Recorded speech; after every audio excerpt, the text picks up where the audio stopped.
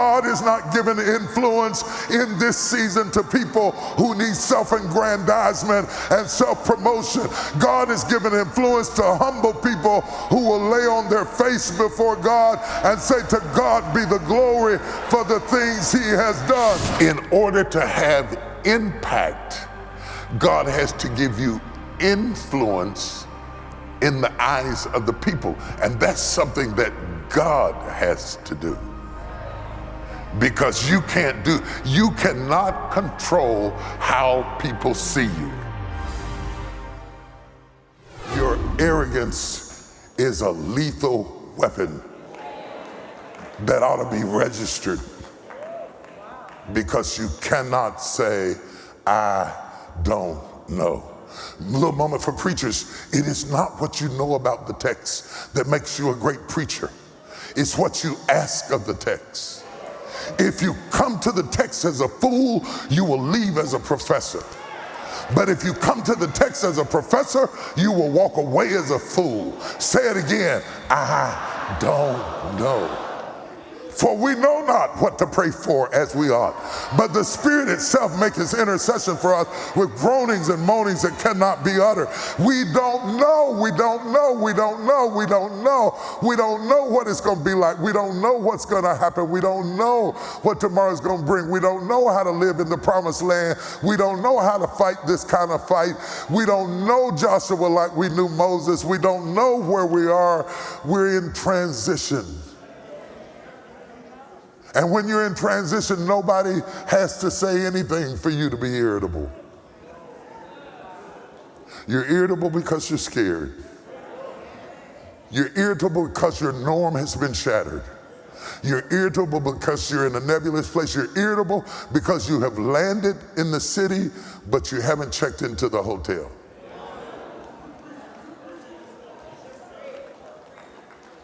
Tradition will not produce transformation. Transformation is personal.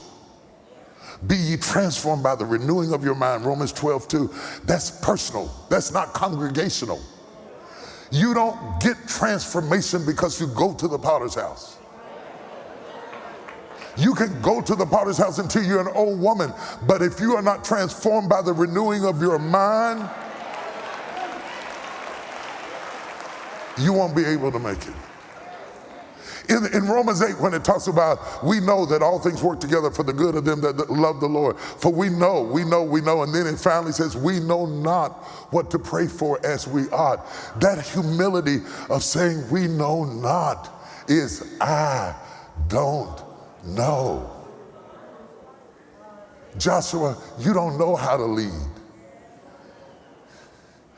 Israel, you don't know how to follow. Joshua doesn't know how to lead. I know he doesn't know how to lead because the first thing he does is pull out his sword against an angel and ask God, whose side are you on? What? Watch, I don't know produces a praying church who wants God to be on your side more than you seek to be on his side. Are you spending all your time trying to talk God to bless what you plan? Or are you humbly coming to him and say, Lord, give me your plan? Because I don't know. I don't know how to do this. Today I'm going to talk to you about three things and I'll be gone. I'm going to talk to you about influence. I'm going to talk to you about impediments. And I'm going to talk to you about instigators. I'm going to talk to you about influence. I'm going to talk to you about impediments, because that's what the flood is, an impediment, and I'm going to talk to you about instigators. Give me a few minutes and I'll be done. What God says to Joshua is vitally important. He says, I am going to magnify you in the eyes of the people, which means God says, I am going to give you influence. Don't confuse affluence with influence, because there are many people who are affluent but they don't have influence. They're affluent, they're well known, they're recognizable, they have big names, they have big offices, they have big suites, but they don't have effect on the people who follow them. affluence does not equate with influence. God says to Joshua, I'm going to give you influence. Effluence is leadership flowing out of him. It's what flows out of you. It's what flows out of, it's not just what you say, it's stuff that subconsciously emits. Like the effluence is the lava that flows out of a rock. Effluence is what, it's not just what you're doing and what you're saying, what is flowing out of you affects everything around you. The subconscious things that you emit into the atmosphere is effluence. So we got affluence, we got influence, and we got effluence. He was already effluent, or he would have been commanding, or he would not have been commanding or leading people. He was a warrior, but because he was a warrior didn't make him Moses. Influence, however, is the ability to have a measurable impact on others' decisions, behaviors, and affect outcomes. Influence. And there's not a person in this room or a person watching online who doesn't need influence. If it's just over your daughter, if it's just over your son, if it's just in your job and in your position or with your team or on your staff, whatever it is that's up under your auspices, it's a terrible thing to lead something without influence.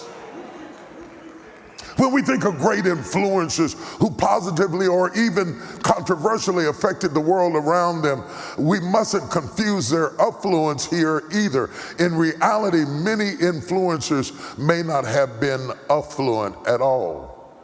Martin Luther wasn't affluent, but when he translated the Latin scriptures over into the German language in 1522, it gave him influence that led to the Protestant movement, of which we and Baptists and Methodists and AMEs and United Methodists and Church of God in Christ and Church of God and Church of God in Prophecy and everybody else is a part of the collective protest that came when the Bible fell into the hands of people who could read it.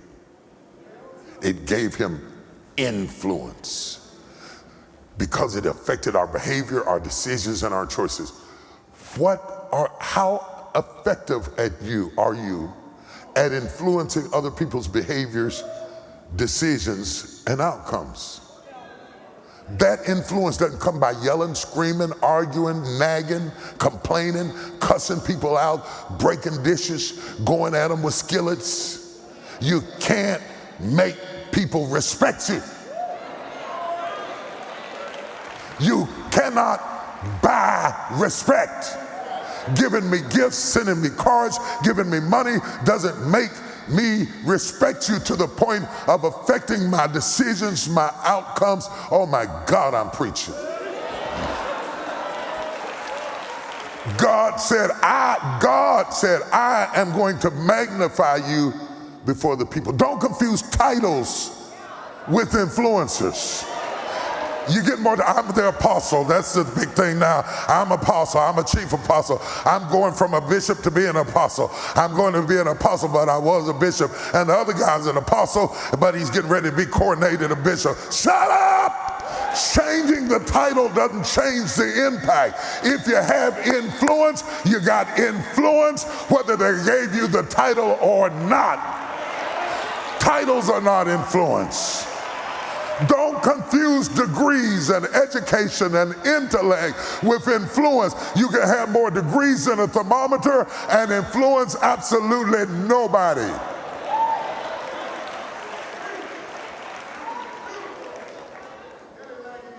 God says to Joshua, I'm going to magnify you in the eyes of the people. Here is the question, because some of you, God is getting ready to magnify you in the eyes of the people. If God magnifies you, would you magnify him? Oh, magnify the Lord with me and let us exalt his name together. If God gives you the power to influence people's decisions, outcome, and purpose, would you then magnify God, or would you magnify yourself and brag about how smart you are and how capable you are? Because God is not giving influence in this season to people who need self-aggrandizement and self-promotion. God is giving influence to humble people who will lay on their face before God and say, to God be the glory for the things he has done. Are you in the building?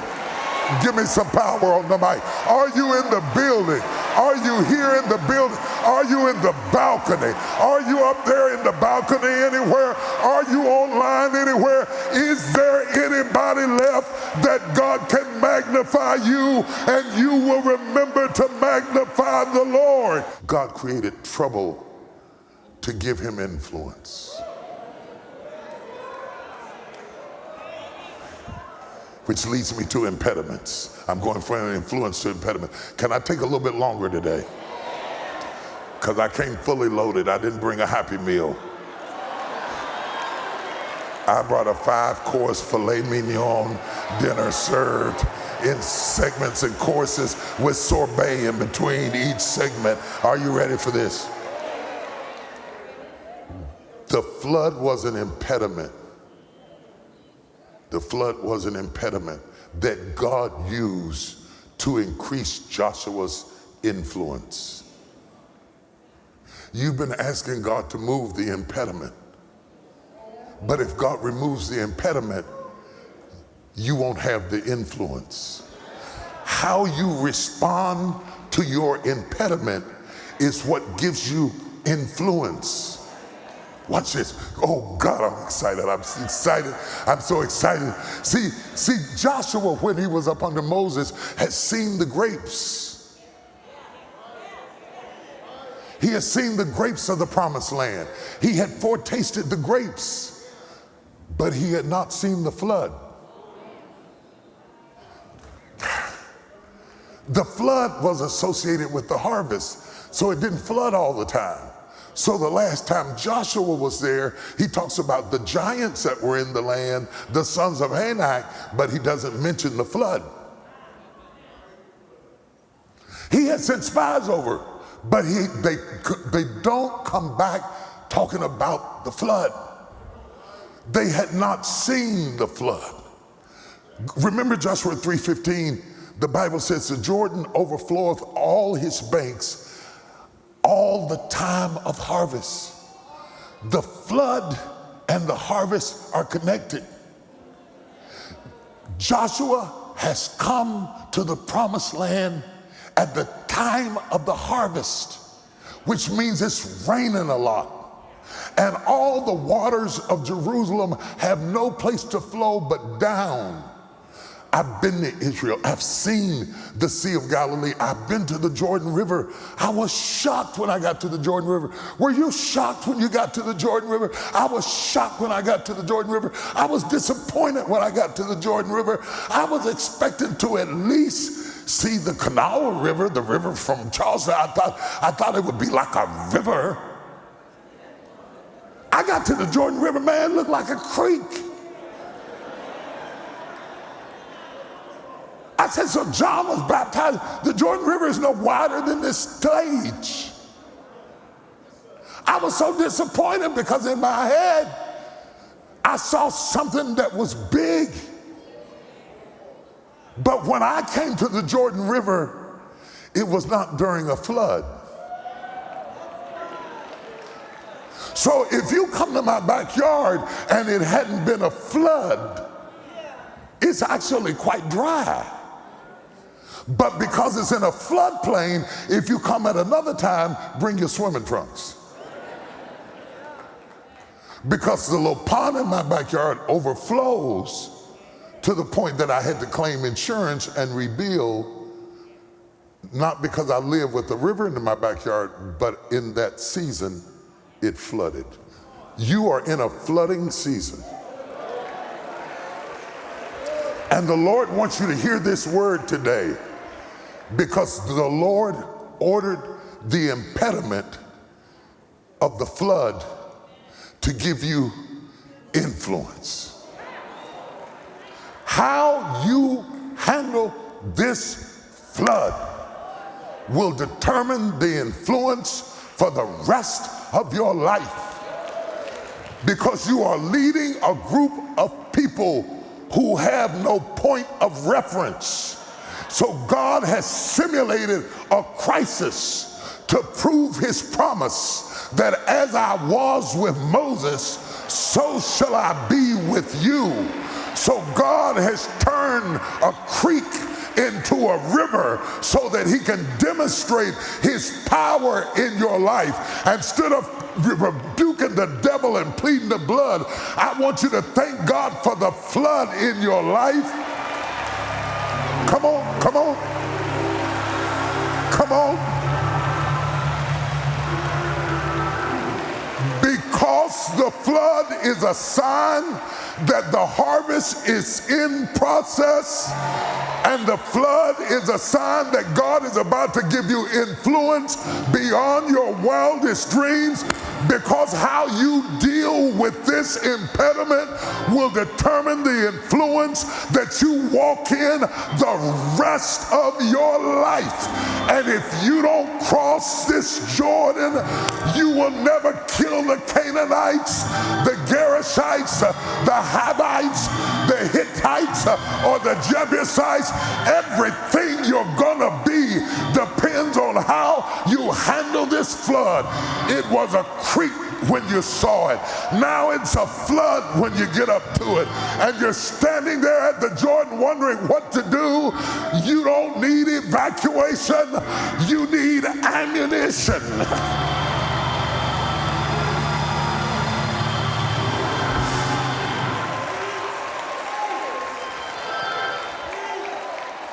Joshua is leading the people to where he has already been, just like Moses led them to the place he'd already been.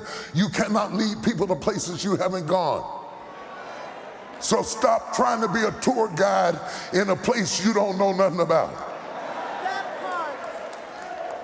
So Joshua is leading them to a place that he has been before. He is proficient at crossing the Jordan when it's not a flood. But now it's a flood.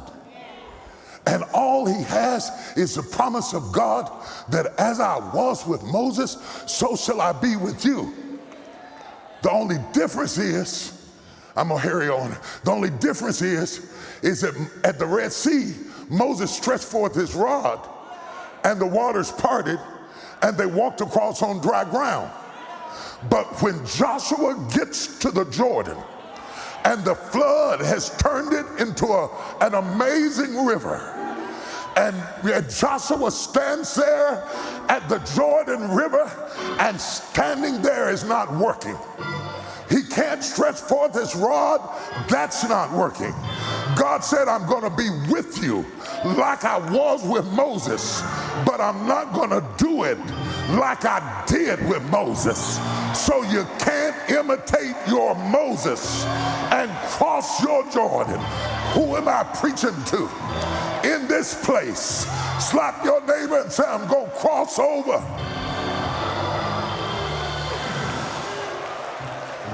I'm about to cross over. I'm about to leave the old me and cross over to a new me.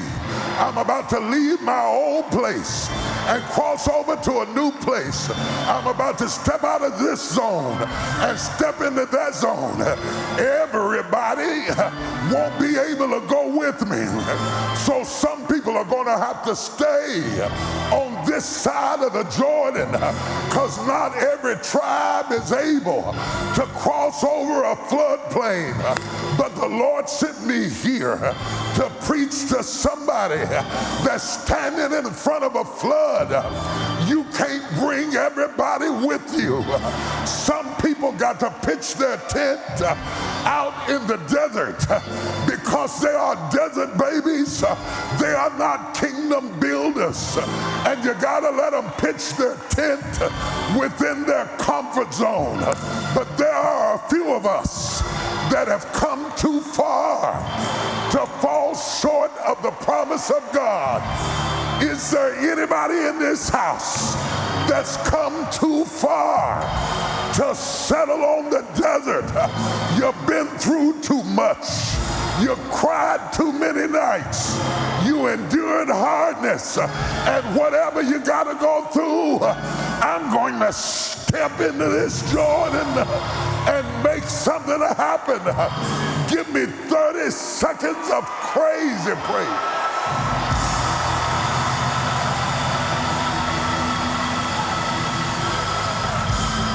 I gotta go all the way. I gotta go all the way. If mama don't go, if daddy don't go, if sister don't go, if brother don't go, I got to go all the way. I don't know how to work it.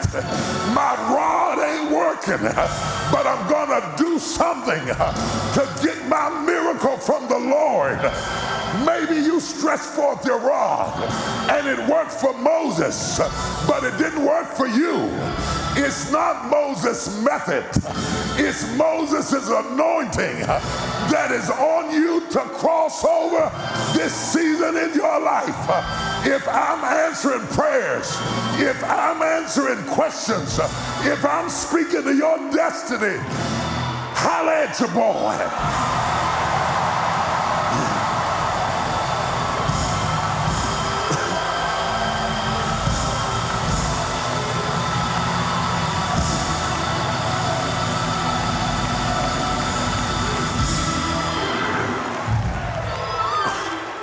There is no way to get to the grapes without dealing with the impediments.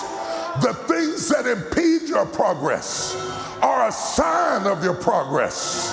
There wouldn't be an impediment if there weren't grapes on the other side of this, if there wasn't milk and honey on the other side of this. Slap your neighbor and say, get to the other side. If you gotta crawl, if you gotta get muddy, if you gotta stretch out, if you gotta do something unusual, if you gotta be disruptive, if you gotta break a chain, if you gotta break a yoke, make something happen. The Lord told me to tell you, make it happen. Type it on the line. I'm gonna make it happen.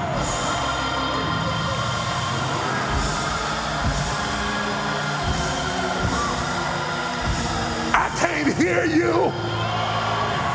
You ain't mad enough. You ain't radical enough. You're not aggressive enough. I'm gonna give you another chance to make some noise if you're gonna make it happen. Anytime you switch roles in front of people, it's hard for them to see you in the new light.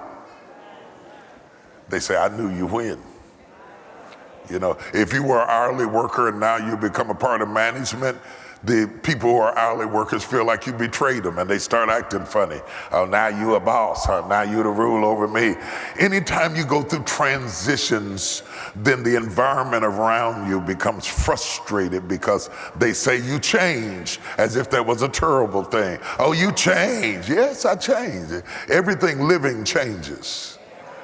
Everything living changes. Yeah, I'm supposed to change. It would be a shame for me to be 40 years old and not change, 50 years old and not change, 35 years old and still acting like I'm 12. I change is a part of the sign that God lives in me and he dwells in me and he develops me and he increases me. Say amen, somebody. So when Joshua moves into this new role, what fascinated me in the text is that God says to Joshua that I will exalt you or I will increase you in the eyes of the people. Okay, I will raise you up. And this gives you influence because titles don't give you influence. Okay, just because they call you something don't make you that. Influence enables you to act on what they call you effectively. One of the things I pray for all the time, I never prayed to be famous. I never prayed to be famous. I never prayed to be a public figure. I never even wanted any of that. I prayed to be effective.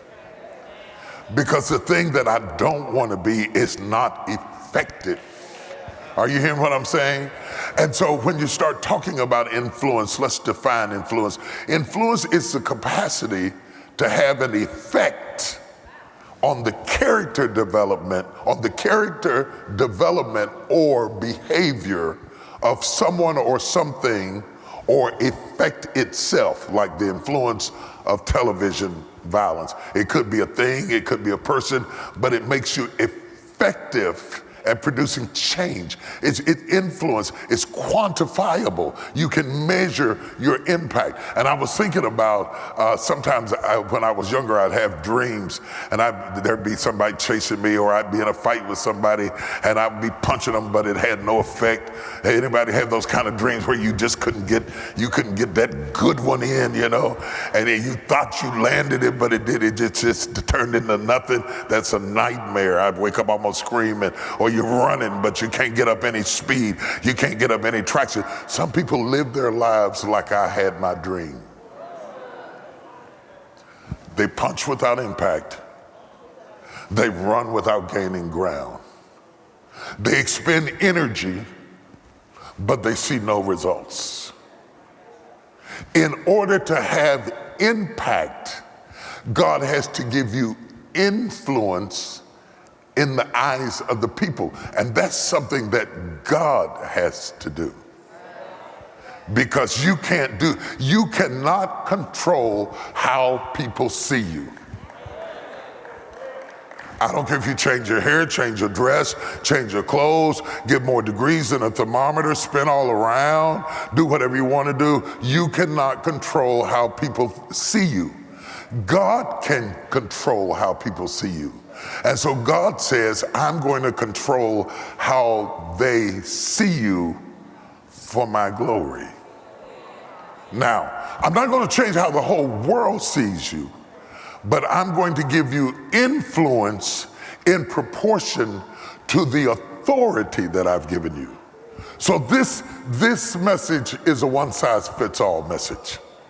It will work whether you're the governor or the president or a papa, and you just want to influence your son, or a wife and you just want to influence your husband.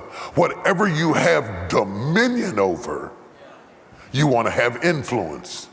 So the less time you have, the more valuable it becomes. I can't stand for you to waste my time, because my time is valuable to me. I don't want to engage my effort doing things that I am not effective at. And sometimes you have to pray for God to give you the stature that is necessary, not in your eyes, in the eyes of those that you hope to influence. So God created trouble to raise Joshua's influence. Okay, that's where we left off Sunday. God created trouble because how you manage crisis changes how people see you. Okay, so we started talking about the president in Ukraine, and we started talking about how he said, I don't need evacuation, I need ammunition. And all of a sudden that one phrase changed how people saw him. What you say in a storm changes how people see you, changes how they respect you. That's why the enemy's always trying to get you to go off under pressure, because the enemy knows that if you go off under pressure, you decrease your influence with your hysteria. If you want to be strong, under pressure, then you gain influence under pressure. And in order to be strong, there are certain things that you need to know. You need to know that you are doing what you were created to do, even if it's not a big thing, even if it's not a great thing to other people. It only matters to the people that it matters to, and it shouldn't matter to you what outside people think about inside influence. The reason we have so much misery in the world today is that because social media tempts you to try to get outside people to form an opinion about your inside ability. And all of a sudden, if they don't like the post, you want to take it down. Or if they say something weird, you want to freak out about it. But in reality, I'm letting you observe something that is frankly none of your business. You understand? So your opinion doesn't really matter to me. If I don't have any authority with you, then it's just an opinion. And opinions are common. Everybody's got one. Everybody's got one. And when you bring yourself down to the point that you allow people to make you come off the wall that God has assigned you on because of somebody's opinion who is not assigned to you, then you give up your influence over the people you have influence with because of somebody that doesn't even matter one way or the other. It doesn't even make any sense. Are you hearing what I'm saying? So it's not enough for God to raise your influence in the eyes of external people if you're leaking internally. Oh yeah, we're about to go there. We're about to go there. We're about to get down into the depths of it. We're about to get down into the depths of why Paul prayed in Ephesians that the eyes of your understanding being enlightened, that you might know. You have to know. It's not enough for them to know if you don't know what is the hope of your calling. So in order for me to have influence, it starts in me. I cannot convince outside people to believe something about me that I don't believe about myself. That will make you an imposter. And the stress many of us have right now is that we have imposter syndrome, where we feel like we are living a fake life. And we think that we're living a fake life not because we have inconsistencies, because we all do, but because we are not convinced of our purpose. So Paul prays that the eyes of your understanding may be enlightened. Okay, you can't be an external light if you don't have internal light. That the eyes of your understanding might be enlightened. So before God starts elevating Joshua in the eyes of the people, he talks to Joshua by himself. And he says, as I was with Moses, so shall I be with you. Be strong and very courageous, for I am with thee to deliver thee whithersoever thou goest. Joshua, you have to know you're the man. Then he created the swelling of the Jordan to give an outer display of what he had convinced Joshua of inwardly. So the question tonight for you is, are you convinced? Y'all not talking to me, but I'm talking to you. Are you convinced? Because if you're not convinced, the enemy has already defeated you. You cannot influence where you are not fully persuaded.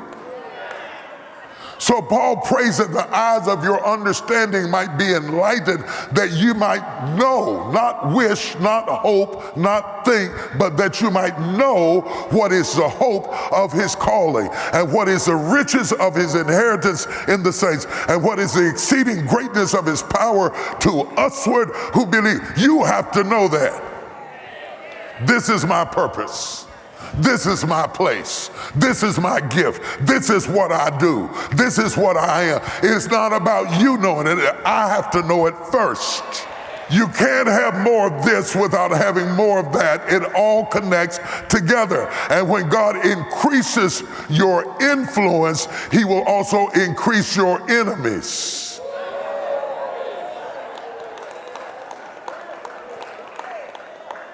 So how do you thrive in an environment of conflict? God has increased Joshua's influence with his people, But he has also increased Joshua's enemies. The Hittites, the Jebusites, the Gerishites, the Canaanites are riding around on chariots on top of the wall. Why? Because Joshua's having an increase. Yeah, who am I talking to tonight? Anytime God gives you increase, you'll look out and you'll see barriers and restrictions that you never saw before. You'll see what was a creek turn into a river and overflow its banks and flood, because you're on the verge of stepping into another level of influence. And when you're on the verge of stepping into another level of influence, there will be certain floods that come in your life, and you have to be prepared to deal with the flood so that you can get to the harvest. Are you hearing what I'm saying? So why is influence the currency of impact and purpose? You can't, if this water is just water, but if I put Kool-Aid in it, I will influence it. Okay? It will never be water again. If something as simple as a tablespoon of Kool-Aid will influence this water, how can you live a life where you are being poured into something that doesn't change? Somebody ought to miss you. Somebody ought to call you. Somebody ought to see about you. Somebody ought to think, oh, if you were here, my life would be better. Influence is not just about you. It is about your ability to affect the behavior of those around you. Come on. The day you walk in a room and they don't look up, you've lost influence.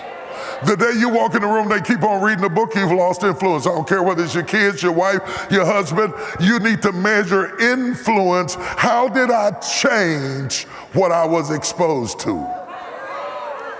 And the reason we get frustrated sometimes is that days go by which we can't get back again. Weeks go by which we can't get back. Months go by which we can't get back. And we cannot see our impact on those that matter most around us. I'm telling you. Brother say that's real. It's hard to come into a situation where it's still just like it was before you got there. If I pour myself into you, you ought to turn into something else. If I pour myself into you, you ought to turn into something else. If I pour my wisdom into you, you ought to turn into something else. Because if you don't turn into something else, it suggests to me that I'm impotent and I have no influence in your life, which leads to frustration because I'm not seeing any result. So that brings us to the question, can influence be increased? Go to Luke 2:52. Some of y'all know exactly where I'm going with this. And Jesus increased in wisdom and stature and in favor with God and man. Jesus increased in wisdom and stature and in favor with God and man. Some people think if you increase with God, you can't increase with man. Oh, come on, I'm gonna talk to the deep folks in here a minute. You running around with all this kind of people. You doing all of this kind of stuff. You doing all of that. They think true holiness is increasing with favor with God and not with man. But Jesus increased with favor with God and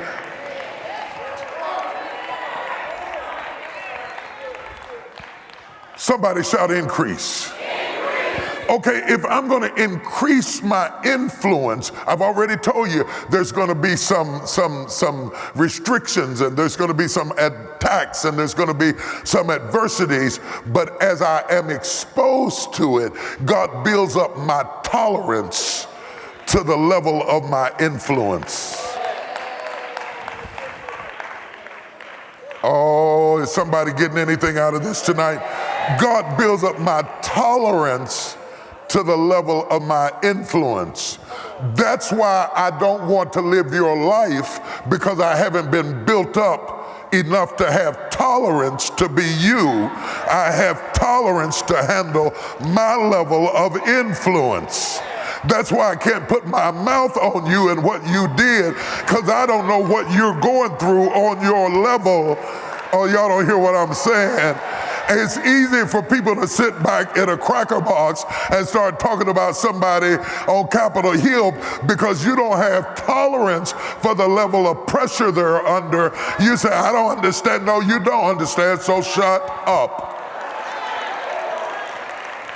To the people that God is increasing, don't stop growing because of the attacks. Because the attacks are not worthy to be compared to the glory that shall be revealed in you. Don't stay down low to make other people comfortable. Don't diminish yourself so that you won't make them uncomfortable. Their comfort is not your responsibility. Go ahead and make them uncomfortable and let them say whatever they've got to say, because God is getting ready to increase your influence. Who am I talking to? In fact, you can tell who can grow with you and who can go with you by who gets uncomfortable at your growth.